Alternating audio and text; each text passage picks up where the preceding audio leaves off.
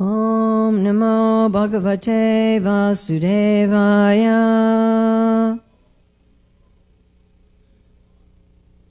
Om Namo Bhagavate Vasudevaya. Om Namo Bhagavate Vasudevaya. So it's the 7th of March, 2022, Hillsborough, North Carolina. Reading from Śrīmad-Bhāgavatam, Canto 10, Chapter 33, Text 2. Tatra Rabhata Govindo Rasakridam Manuvratai Shri Ratnair Anvita Pritair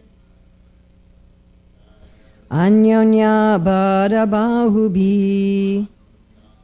Tatra, there, Arabhata, began, Govinda, Lord Krishna, Rasa Kridam, the pastime of the Rasa dance. Kridam literally means to play.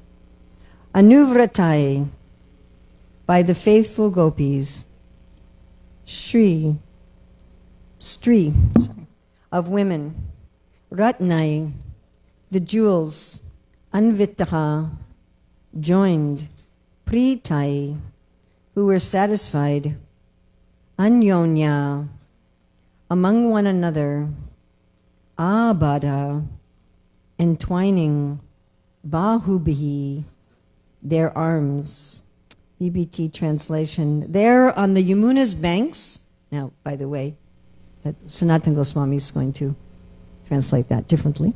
There on the Yamuna's banks, Lord Govinda then began the pastime of the Rasa dance in the company of those jewels among women, the faithful gopis who joyfully link their arms together.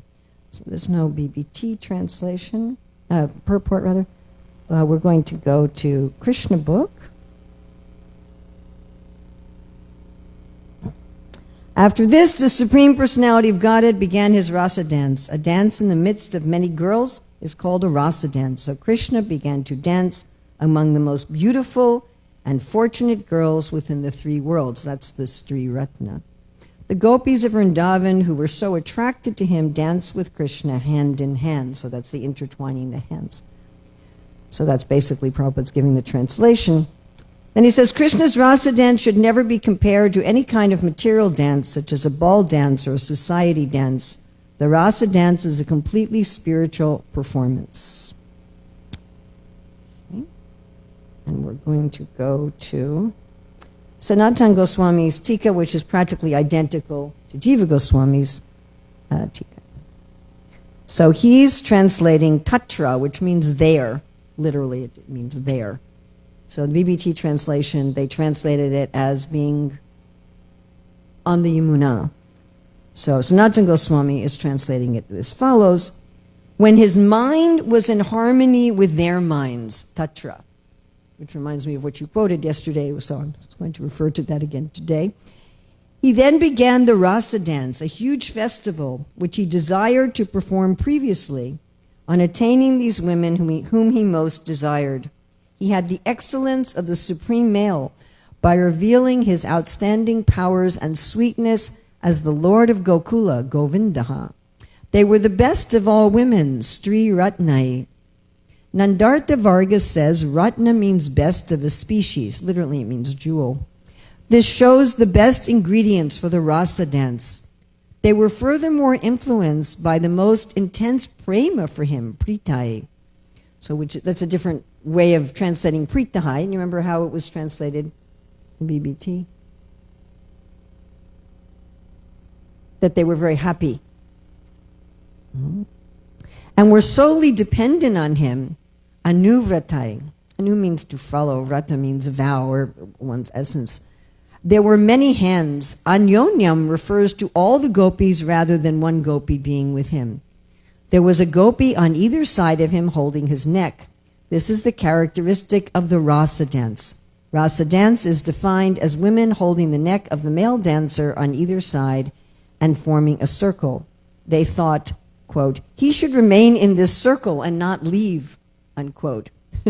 Thus they held their hands tightly, abadha. Why do you think they were thinking that he shouldn't leave? He's already left before, like we're gonna tightly hold on to him so he's not gonna leave. And Vishwanath Chakravarti Thakur, his commentary is when the act, this is interesting because he's listing a bunch of anubhavas. Anubhavas are intentional displays of love. Anything we do, any physical action that we do in service would be an anubhava. He says, when the actions of singing, dancing, kissing, and embracing combine together, they produce rasa. Now, this is not rasa, it's rasa. So we're going to be talking about this. Amusement composed of rasa is called rasa kridam, or the rasa dance. Again, kridam means to play. Joyfully entwining their arms together, Krishna played with those gopis, the jewels among women, who were now favorably disposed anuvratai.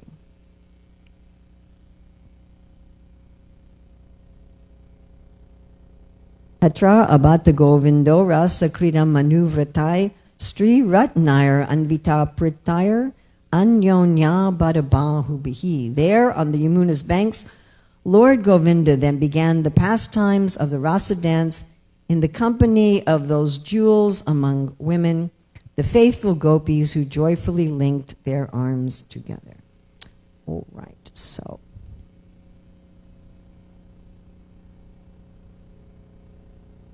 I became inspired to refer to the Ananda Vrindavan Champu.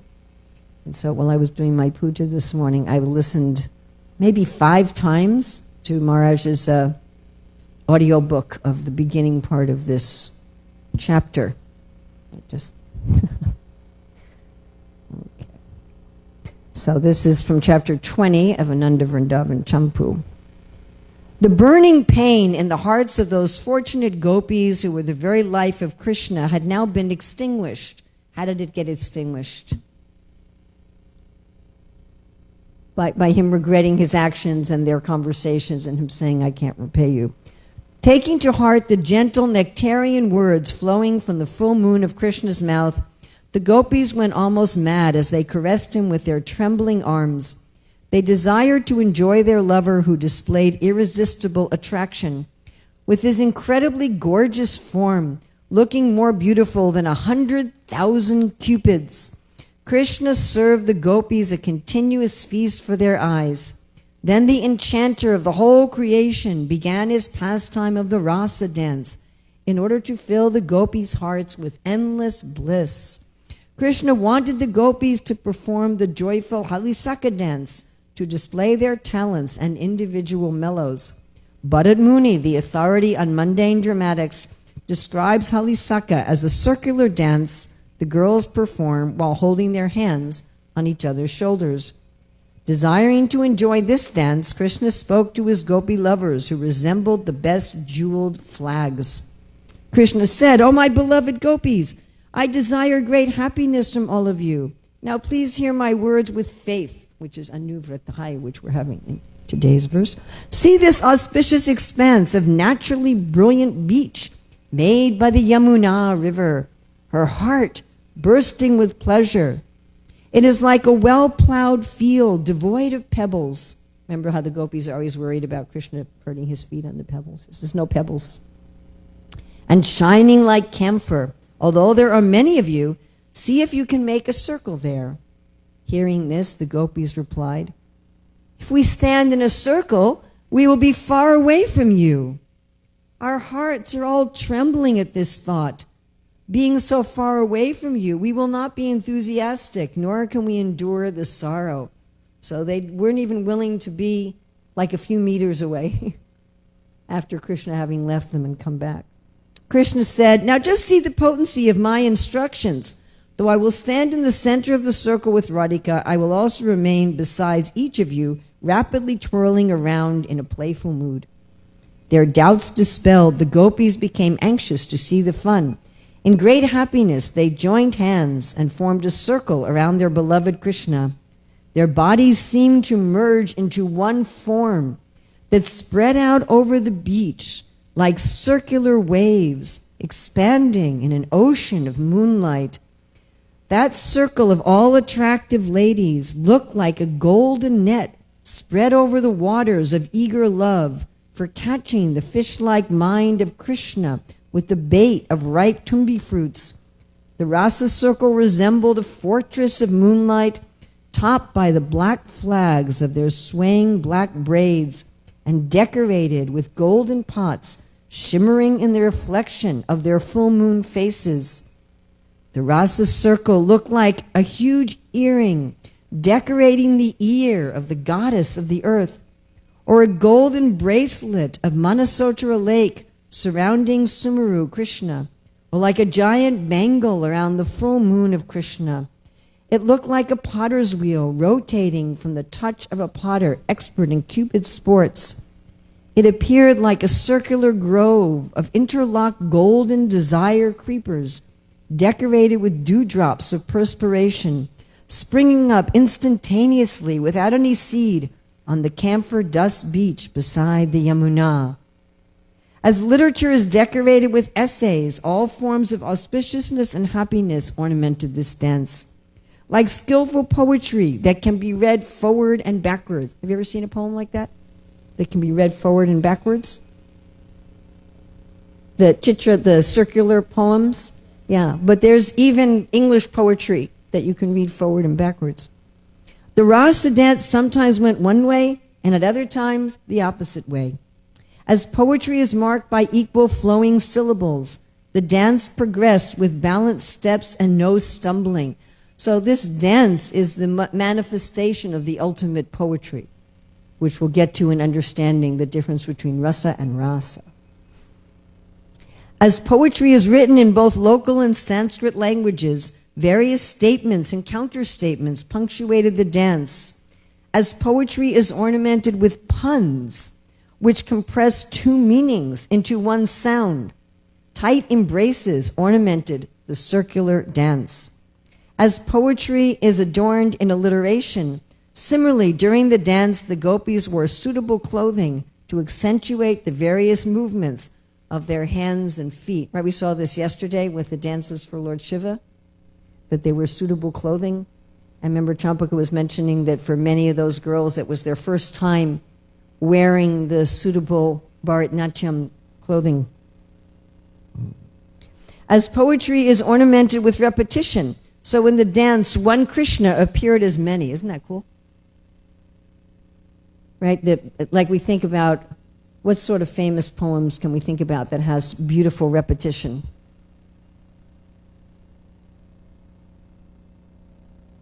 Or some speech or anything famous you can think of that has beautiful repetition?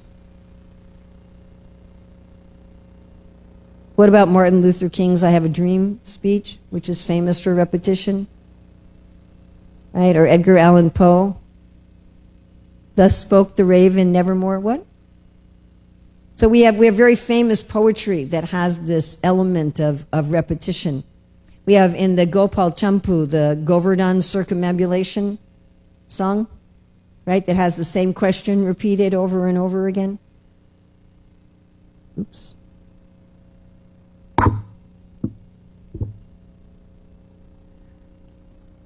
So this is the repetition in the rasa dance. The poetic repetition was what again?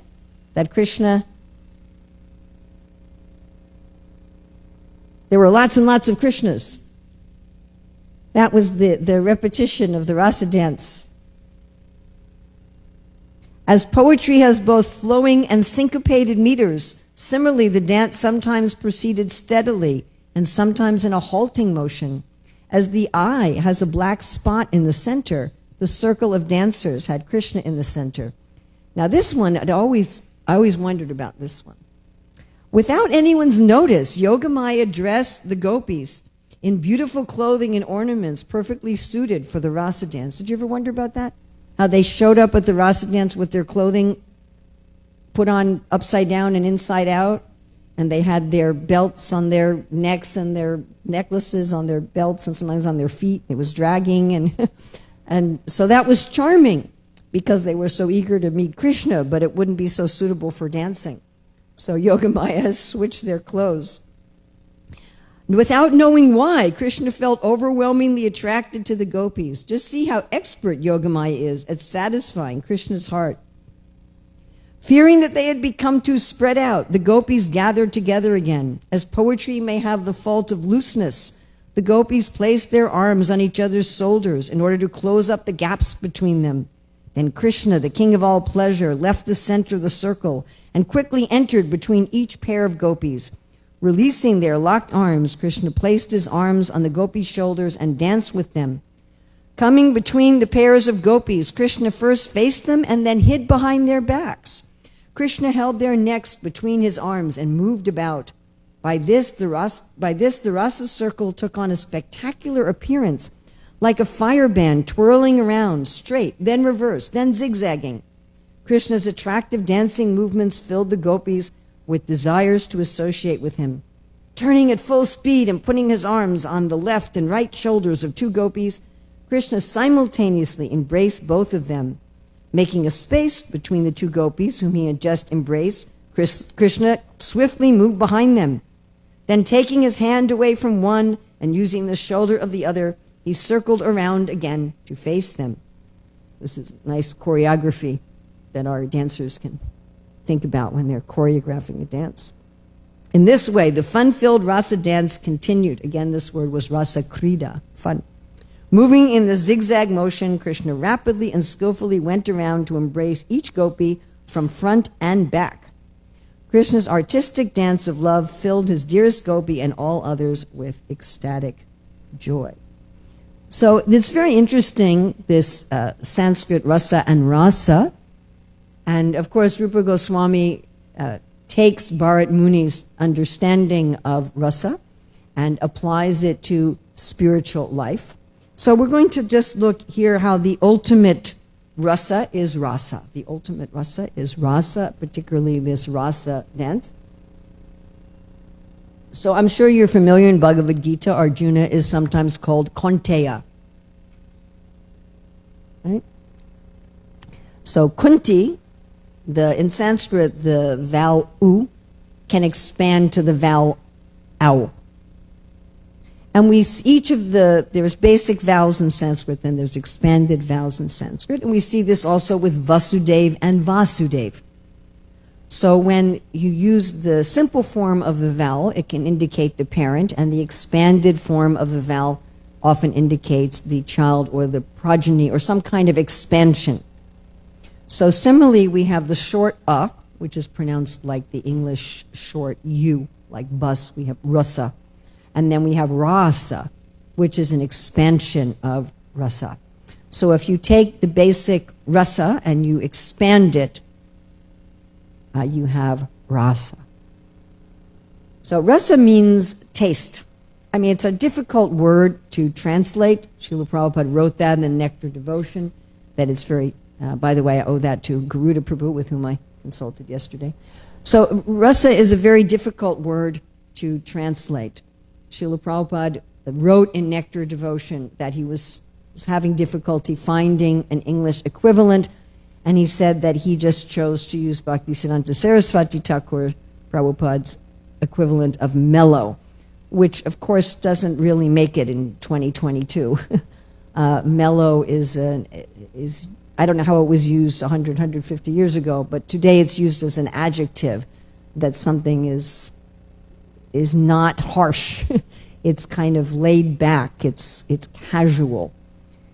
Now, rasa is also used in Ayurveda, that it is the final, close to the final, product of digestion. The rasa, when you digest your food properly, you get rasa, which also brings you then ojas and tejas. And foods that are very easily digestible without producing much waste are called a rasayana. So for example, if you grow fruit locally, if the fruit is native to that place, you grow it locally, organically, you let it ripen on the tree, and then you eat it in that form, that kind of food is called a rasayana. It fills you with rasa without much waste products. Most of the food we eat today is certainly not in the category of rasayana. The Hare Krishna mantra is also called a rasayana. So this rasa krita, this play of rasa, is the ultimate understanding of rasa. And just like rasa in the body produces ojas and tejas, tejas is power, right? When your body is properly digesting, you get power, yes? You get strength. And you get also effulgence, isn't it? Yes? Healthy people glow. We call that the glow of health. So this rasa is like that. It's the nourishment, it's the glow, it's the ultimate expression of taste. So we find here in this rasa dance, Sanatana Goswami is explaining, do you remember how he explained tatra? Instead of tatra meaning there on the bank of the Yamuna, which it could also mean, he explained tatra as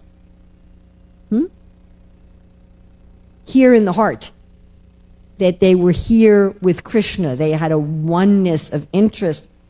And Adrista Prabhu quoted this in his class yesterday, and I was so taken with it that I hope you all won't mind if I quote it again today and look at it again today. This is from Srila Prabhupada's purport on Bhagavatam 1.9.40.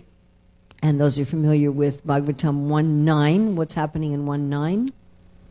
Bhishma Dev is leaving. So this is the very end of that purport, which was also being quoted in the class you reference.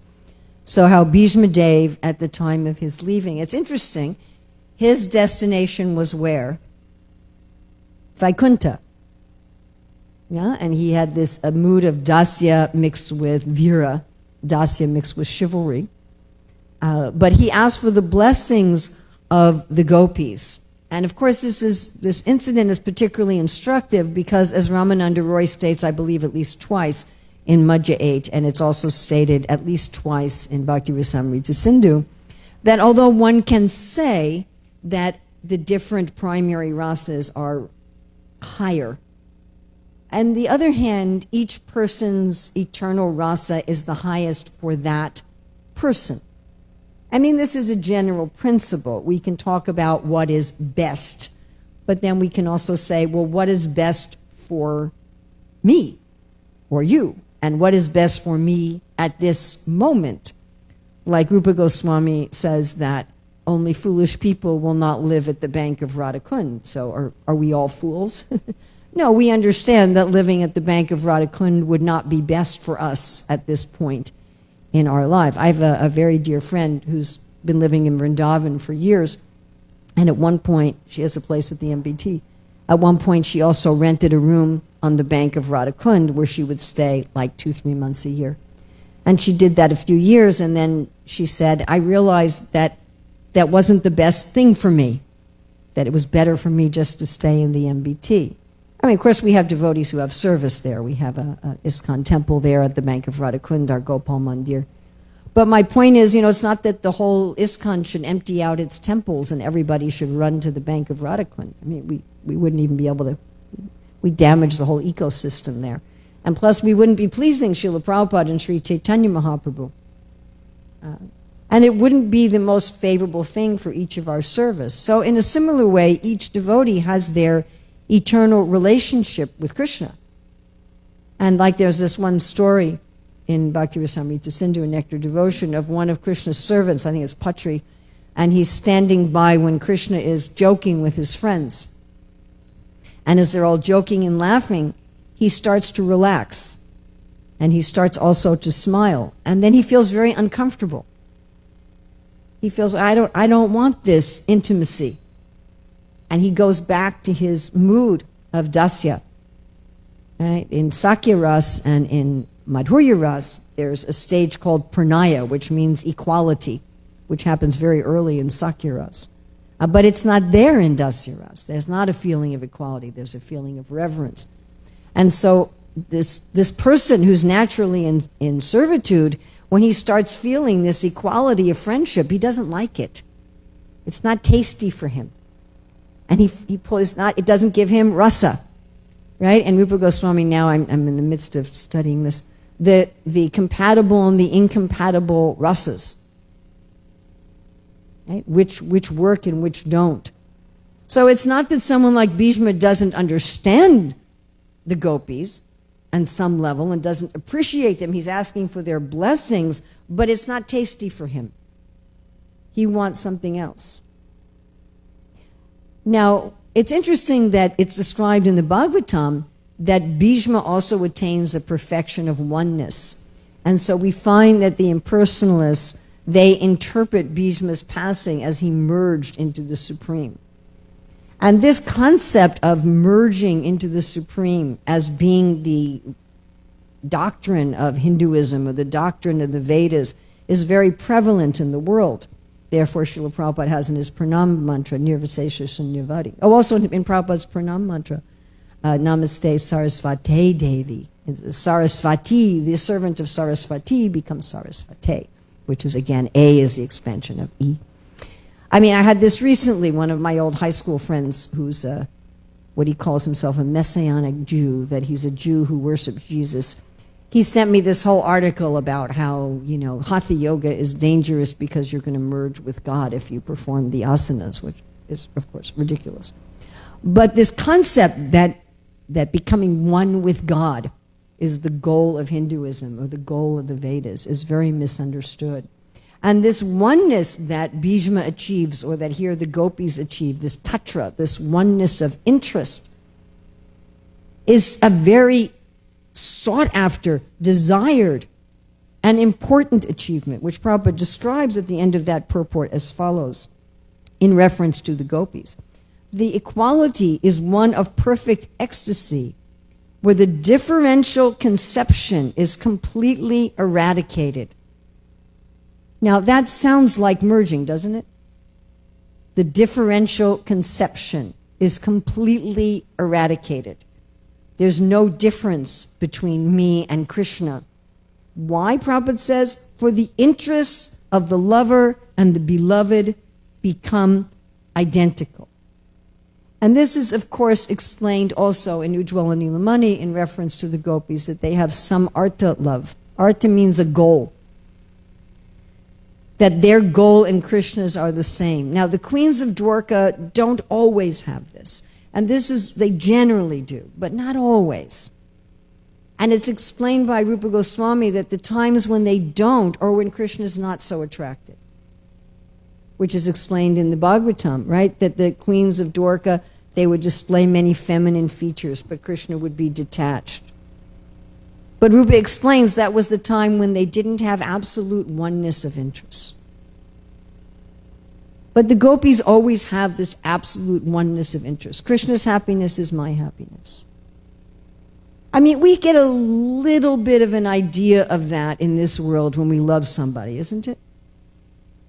Right? Just the other day, I was talking to one lady who said, my husband's project is my project. Right? Or like yesterday, I was watching my daughter dance, and her happiness was my happiness. Does that make sense to everybody? You all have people like that when you see them happy, you feel happy. You see them accomplishing something wonderful, you feel happy for them, with them. That you don't feel like you have some sort of separate interest. So we get a little idea of this, because this is the way that the soul becomes happy. Prabhupada describes it as we're enjoying through Krishna. And it is a kind of oneness. We do accept achinta beta beta tattva. There is a way in which we are one with God. And part of the reason that Krishna left the gopis and then even left Srimati Radharani was to get this sense of oneness, not only of the gopis with Krishna, but the gopis with each other. And as Kavi Karnapur is describing, they're dancing in such a way it looked like there was just one person dancing. Right? We see this when Chaitanya Mahaprabhu was wheeling his stick, right? When they're playing like cowherd boys, and it looks like a fire, like one thing whirling around. So this harmony, this oneness, of course, in this world, we never really achieve this. We try to get a oneness as a family. We try to get oneness as a country, or people try to get oneness in watching a football game and cheering for their team. We're trying, or you work for a company, but it's not really there, is it? Because we have our separate interests. We may have these moments where we feel this kind of oneness of interest and harmony. But otherwise, we're also thinking, well, what about me? What about me? What about me? What about me? You know, does my spouse really care about me? Do my parents really care about me? Do my children really care about me? Does the boss of my company really care about me? Does the president of the United States really care about me? You know, we have these, do the people on the football team, do they really care about me? You know, we have this doubt because it's a fact. And we start pulling back and thinking, well, I've got to take care of my own interests. I've got to look out for myself. Right? And we feel this lack of connection. So this is a total harmony of interest. And again, we see this in this world in a well-performed dance, don't we? If we see dances that are really expertly done, there's such harmony between the dancers that they move as if they're one organism, isn't it?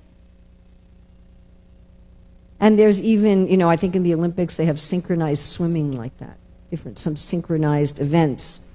And it's not that everybody has to be doing exactly the same thing, but everything is in harmony with the dance. Or we experience this in a symphony too, isn't it a fact? Right? Or a band, some group of musicians that are working in such harmony that we can make out, here's the sound of the wind instruments, here's the percussion, here's the string instruments, but it's acting as one organism. And when our body's healthy, it works like that as well, right? Our circulatory system, our respiratory system, our digestive system, our immune system, it's all the different cells of the body work in sync as if they're one organism. And that's the way the whole universe is supposed to work. That's the way a society in Varnashram is supposed to work. The heads and the head and the arms and the belly and the legs all work cooperatively. That's the concept of marriage, where we talk about the husband and wife being the different sides of the same body. Right, we just had this extraordinary story in Nectar Devotion of Dayavir, the example of Dayavir, which is the heroic ras where you give to Krishna, not knowing that it's Krishna. And so Krishna was helping Arjuna with taking around the horse for the sacrificial, the Rajasuya of Yudhisthira. And this one king absconded with the horse and wanted to use it for his own sacrifice. So Krishna wanted to get the horse back. So he goes in disguise as a Brahmana and he says, my son-in-law was captured by a lion and I need half your body to feed the lion and rescue my son-in-law. And the king says, sure, I'll give you half my body. And the queen says, well, I'm the left half of my husband's body, just take me. And Krishna says, no, the lion wants the right half. What a story. And so the king's left eye starts to cry. Tears start coming out of his left eye. And Krishna says, if you're not going to give your body willingly, I don't want it at all, which I think is very significant. And the king says, no, it's just you're only going to take my right half. My left half is sad. You're not going to take that too. And then Krishna says, all right, you don't have to give me your body. Do your yajna with the horse, then give me the horse and I'll take it back to Yudhisthira. But anyway, this concept that the husband and wife are two halves of the same body. So we have this concept, but in the spiritual life, this actually happens. The gopis are all dancing with Krishna. Krishna is there by the side of each gopi, hugging them from the front, hugging them from behind, whirling around. Many Krishnas that all seem like one Krishnas, many gopis that all seem like one gopi, each dancing with Krishna. And these different anubhavs, they're singing and dancing and embracing and kissing, create this expansion of rasa called rasa. So even for us sadhakas, or someone like myself who's barely even a sadhaka, so we can taste happiness when we also express our devotion for Krishna in various ways. And this is true even for a beginner, even someone just visiting the temple for the first time. For example, when you dance for the Lord, when you sing for the Lord, when you offer incense and lamp and flowers and fan to the Lord, when you hear about the Lord, all these anubhavas, they're expressions of love, but not only do they express love, they also grow love. Huh? They also grow love. Like, it's interesting that Rupa Goswami, talking about meeting and separation, which is part of the Staibhav, he says these also act as udipanas. They also act as stimulants. So when we engage like this in devotional service, we feel some taste. We feel. Isn't it? Even in the very beginning, you were telling the story about the man on Harinam, right? He was maybe the first time meeting devotees, and he felt some taste. And as we keep doing that, our taste increases and becomes more and more and more concentrated and more specific. And Prabhupada says the goal of this Krishna consciousness movement is to, in some capacity, enter into this rasa. Not just rasa, but rasa. So these are very hard verses to talk about. I hope I did all right. Yes, Maharaj.